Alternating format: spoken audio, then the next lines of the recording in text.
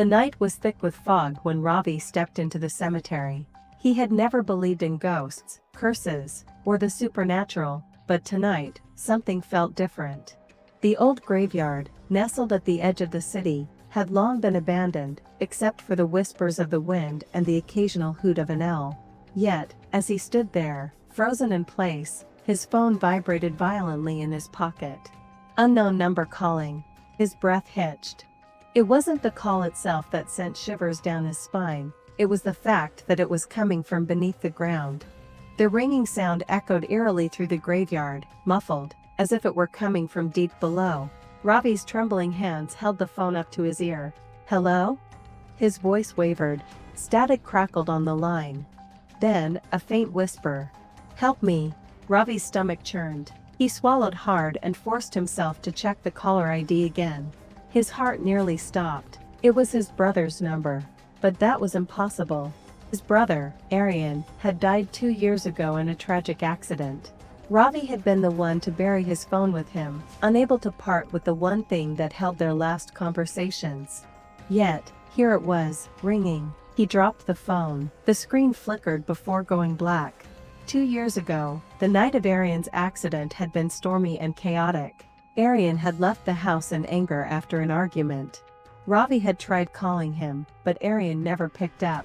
Later that night, they found his car wrecked at the bottom of a ravine. The police said it was an accident, no foul play. But something had never sat right with Ravi, and now, standing over Aryan's grave, he felt the weight of a truth he had tried to bury. The ground beneath him vibrated slightly, just enough for him to feel it. His pulse skyrocketed. Had he imagined it? Or was something moving underneath the grave? Ravi's mind raced. He grabbed a rusty shovel leaning against a nearby tombstone. His hand shook as he plunged it into the cold earth, digging frantically. Damp soil was heavy, but adrenaline powered him. As he dug deeper, the ringing sound returned, louder, more urgent. With one final heave, his shovel hit something solid. The wooden coffin. The phone inside was still ringing. He hesitated. Every logical part of his brain screamed at him to stop. But something else, something stronger, compelled him forward. He reached down and pried the coffin lid open. And screamed. Inside lay Aryan's body, just as it had been buried. But something was wrong. His mouth was slightly open, his fingers curled unnaturally, as if he had struggled. Ravi's throat tightened.